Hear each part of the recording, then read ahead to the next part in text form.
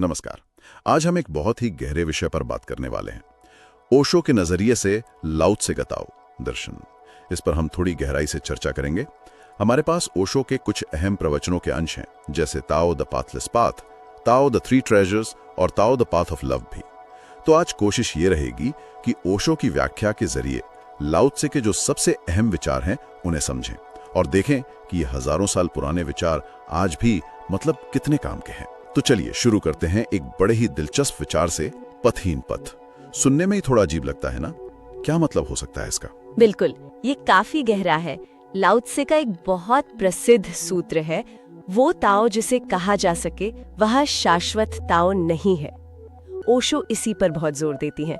उनका कहना है कि सत्य यानी ताओ कोई ऐसी चीज नहीं जिसे शब्दों में बांधा जा सके या जिसे किसी नक्शे की तरह हम फॉलो कर लें। अच्छा, ये तो अनुभव की बात है, जो मौन में घटता है बिना किसी परिभाषा के।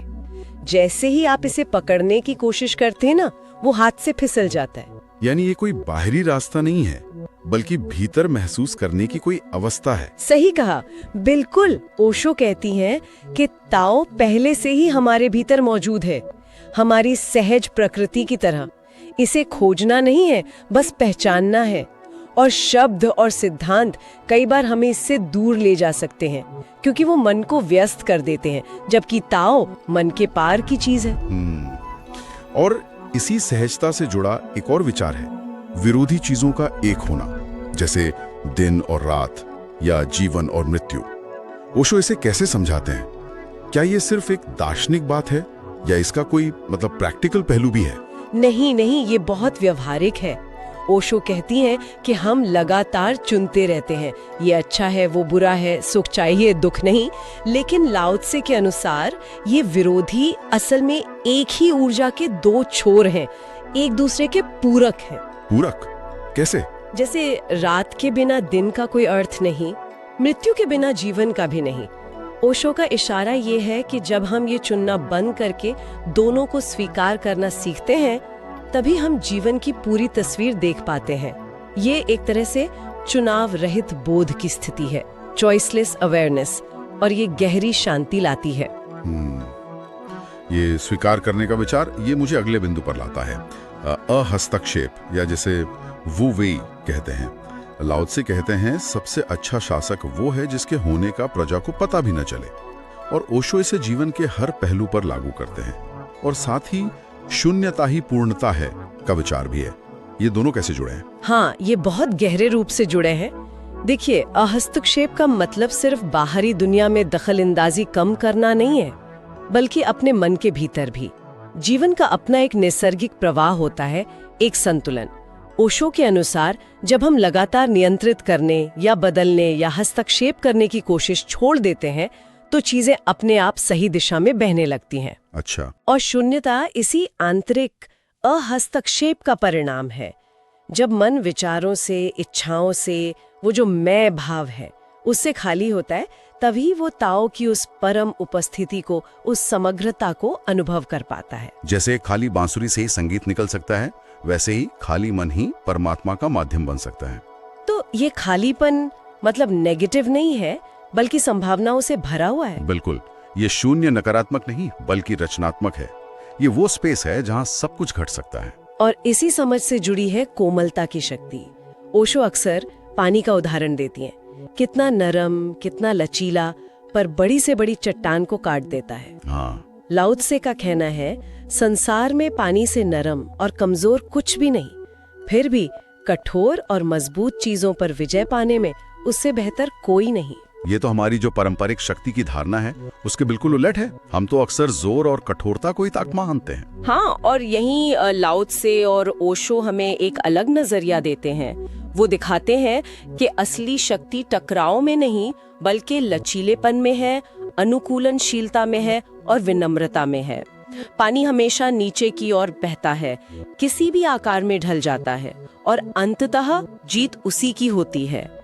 यह जबरदस्ती करने के बजाय प्रवाह के साथ बहने की कला है। पानी का ये उदाहरण हमें लाओ त्से के बताए उन 3 खजानों की ओर ले जाता है, जिन पर ओशो ने अपनी 3 ट्रेजर्स श्रृंखला में बहुत विस्तार से बात की है। पहला खजाना है करुणा, इसे ओशो किस तरह देखते हैं? हाँ, करुणा। ओशो करुणा को महज दया या सहानुभूति नहीं मानती। उनके लिए ये गहरी समझ और सम्मान से पैदा होती है। मतलब दूसरों को ठीक वैसे ही स्वतंत्रता और स्वीकृति देना जैसी हम अपने लिए चाहते हैं।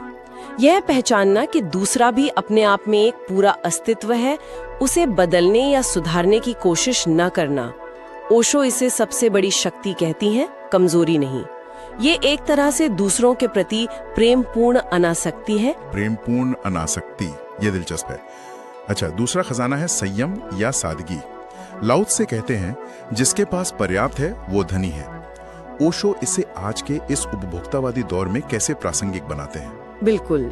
ओशो कहती हैं कि आज की दुनिया हमें लगातार और ज्यादा की दौड़ में उलझाए रखती है, लेकिन असली समृद्धि बाहरी चीजों के ढेर में नहीं बल्कि भीतरी सादगी और संतोष में है। संयम का अर्थ है अपनी जरूरतों और इच्छाओं के बीच फर्क करना सीखना। जब हमारी जरूरतें कम होती हैं तो हम बाहरी चीजों पर कम निर्भर होते हैं और ज्यादा स्वतंत्र महसूस करते हैं। ओशो के लिए सादगी का मतलब अभाव नहीं बल्कि अनावश्यक बोझ से मुक्ति है। ये कम में ज्यादा पाने का रहस्य है। अच्छा, यानी ये बाहरी गरीबी नहीं बल्कि आंतरिक अमीरी की बात है। और तीसरा खजाना है विनम्रता। स्वयं को अंतिम रखो और तुम प्रथम हो जाओगे। ये विरोधाभास कैसे काम करता है? ये अहंकार के विसर्जन से जुड़ा है। अहंकार हमेशा खुद को आगे रखना चाहता है ना, श्रेष्ठ साबित करना चाहता है। ओशो कहती हैं कि ज्ञानी व्यक्ति खुद को पीछे रखता है, जैसे घाटी नीचे रहकर ही नदी के जल को समा पाती है। विनम्रता का अर्थ है अपनी सीमाओं को जानना, सीखने के लिए हमेशा तैयार रहना और प्रकृति या अस्तित्व के सामने झुक जाना। जब अहंकार नहीं होता तो व्यक्ति ग्रहणशील बन जाता है। वो दूसरों से, प्रकृति से, जीवन से सहजता से जुड़ पाता है। जो पीछे रहता है वही समग्रता को उपलब्ध होता है। ये तीनों खजाने, करुणा, सादगी, विनम्रता, सुनने में तो बहुत आदर्श लगते हैं।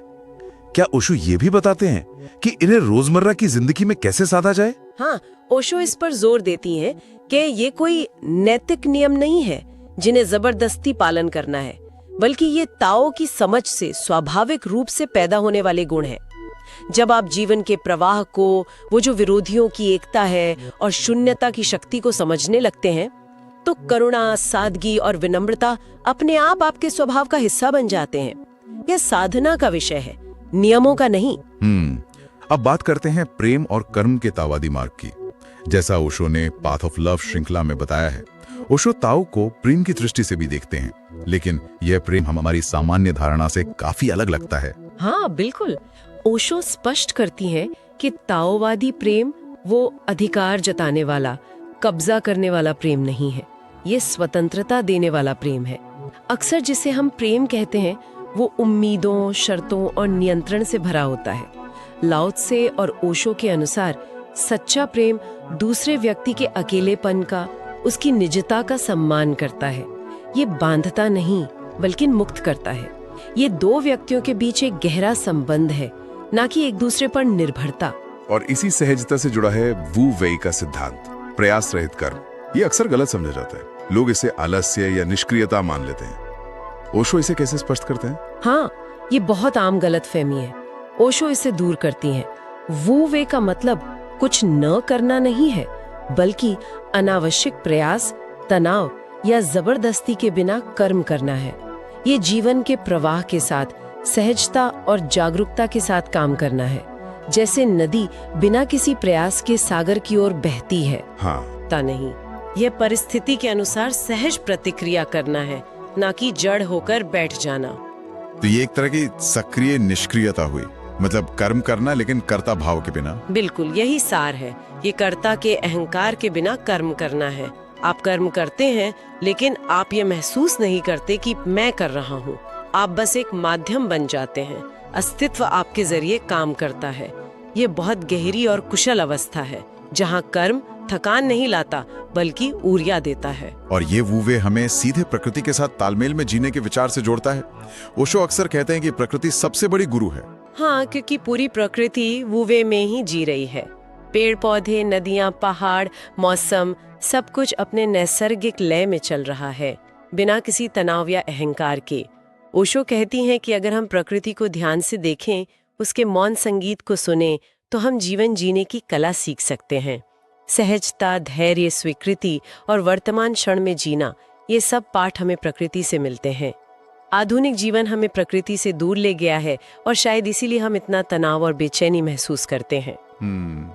तो अगर हम ओशो की लाओ त्से पर इस पूरी चर्चा का सार निकालें तो कुछ मुख्य बातें क्या होंगी? ऐसा लगता है कि सब कुछ एक ही केंद्र की ओर इशारा कर रहा है। हाँ, कई सूत्र हैं जो आपस में गहरे जुड़े हैं। पहला तो यही कि ताओ कोई बाहरी लक्ष्य नहीं है, ये पथहीन पथ है, हमारी अंतरतम प्रकृति। इसे पाने के लिए कहीं जाना नहीं, बस अपने भीतर ठहरना है। सही। दूसरा, पाने के लिए छोड़ना जरूरी है। ये विरोधाभास शायद सबसे महत्वपूर्ण है। अहंकार छोड़ना, नियंत्रण की इच्छा छोड़ना, भविष्य की चिंता छोड़ना। जो छोड़ने को तैयार है वही पाएगा। बिल्कुल। तीसरा, जीवन के वो 3 खजाने, करुणा यानी स्वतंत्रता देने वाला प्रेम, सादगी, जरूरतों को कम करना, और विनम्रता, अहंकार का विसर्जन, ये सिर्फ नैतिक गुण नहीं बल्कि ताओ में जीने के स्वाभाविक परिणाम हैं। और चौथा, वू वेई यानी सहज कर्म, जीवन के प्रवाह के साथ बहना, अनावश्यक संघर्ष से बचना। प्रकृति इसका सबसे अच्छा उदाहरण है। और इन सब के मूल में शायद सबसे केंद्रीय संदेश है स्वीकृति। जो है, जैसा है, उसे स्वीकार लो। ओशो के अनुसार यही ताओ का सार है, वर्तमान क्षण की, यथार्थ की, चाहे वो सुखद हो या दुखद, बिना शर्त स्वीकृति। यही परम विश्राम और मुक्ति की कुंजी है। तो आज हमने ओशो के नजरिए से लाओ त्से के ताओ दर्शन की कुछ मुख्य बातों पर गौर किया। पथहीन पथ का रहस्य समझा, विरोधियों का संतुलन देखा, शून्यता की रचनात्मकता और कोमलता की शक्ति पर बात की। हमने 3 खजानों, करुणा, सादगी, विनम्रता की गहराई को भी समझा। वू मेई या सहज कर्म के महत्व को जाना और प्रकृति से सीखने की बात की।